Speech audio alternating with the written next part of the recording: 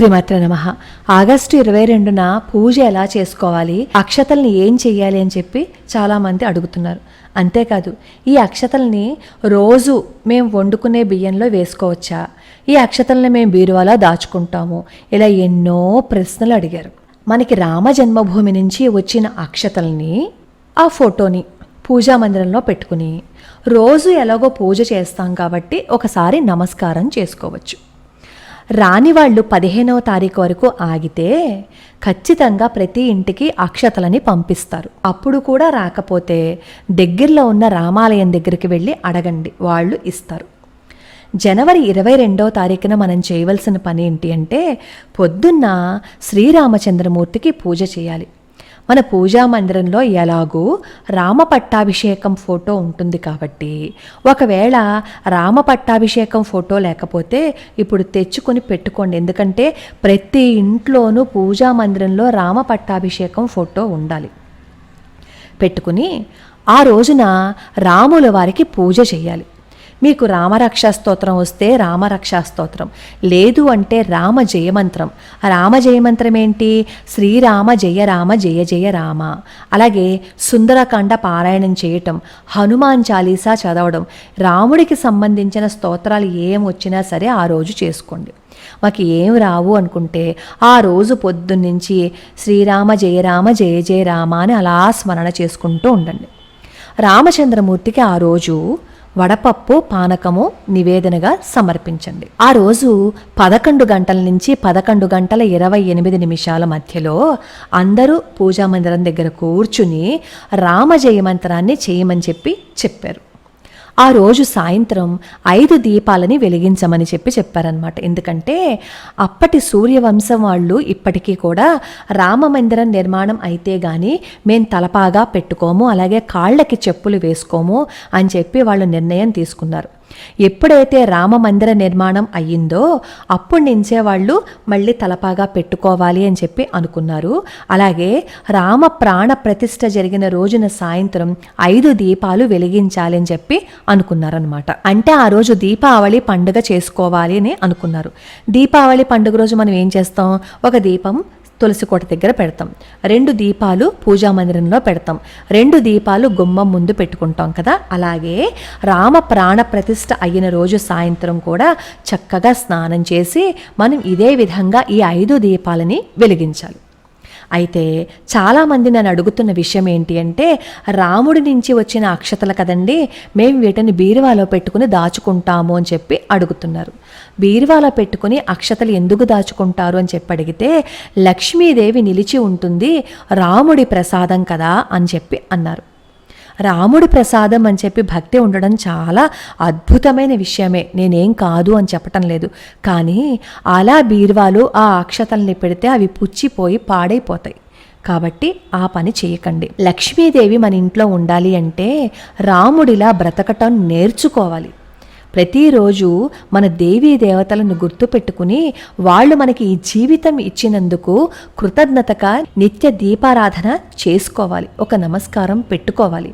ఎవరిని బాధ పెట్టకుండా, ధర్మం తప్పకుండా చేతనైనంత వరకు మంచి పనులు చేస్తూ బ్రతుకుతూ ఉంటే లక్ష్మీదేవి మన ఇంట్లో నిలిచి ఉంటుంది, సందేహమే లేదు. అలాగే ఈ అక్షతల్ని మళ్ళీ ఇంకొన్ని బియ్యంలో కలుపుకుని వాటిల్ని కూడా అక్షతలుగా మార్చుకుని రోజుకి ఒక బియ్యం గింజ చప్పున వండుకునే బియ్యంలో వేసుకుని మేము తింటాము అని చెప్పి అంటున్నారు.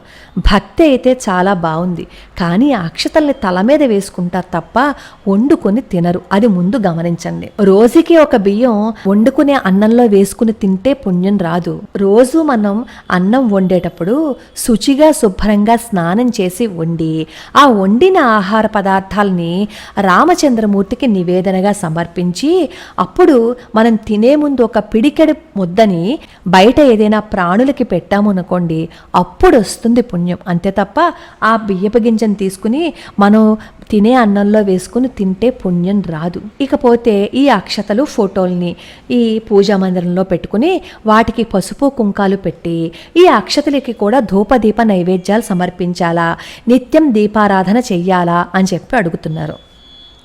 అక్షతలకి ఎవరైనా సరే ధూపదీప నైవేద్యాలు సమర్పిస్తారా చెప్పండి?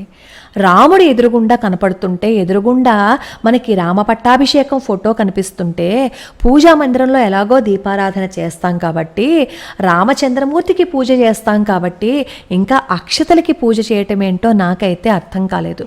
భక్తి ఉండాలి, కానీ అది మరీ విపరీతమైన స్టేజ్కి వెళ్ళిపోకూడదు.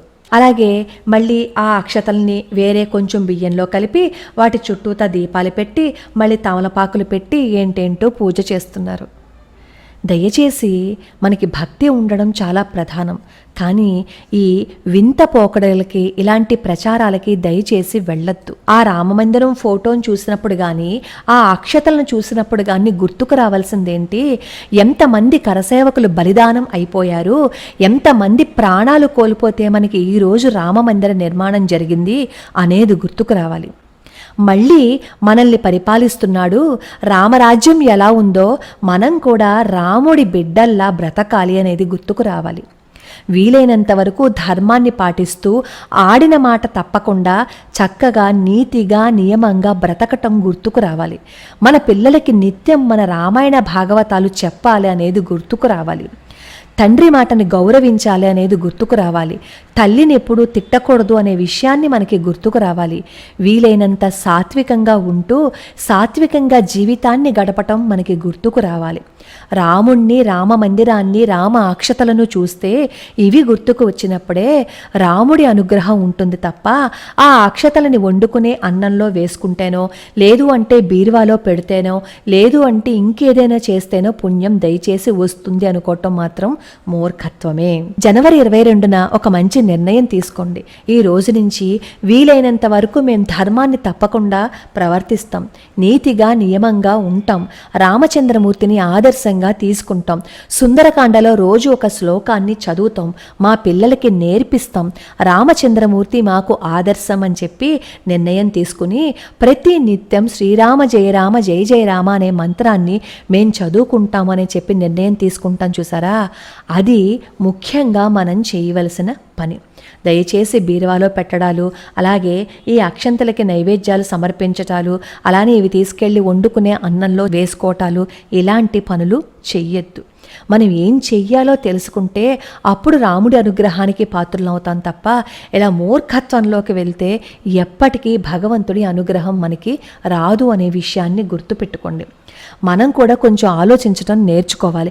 ఎవరో ఏదో చెప్పారు కదా అని దానిని మనం అనుసరించాము అని అనుకోండి, మనకి ఎప్పటికీ అనుసరణే తప్ప ఆచరణ అనేది ఉండదు అనే విషయాన్ని ఎప్పటికీ మనం మర్చిపోకూడదు. లోకా సమస్తా సుఖినో భవంతు, సర్వే జనా సుఖినో భవంతు.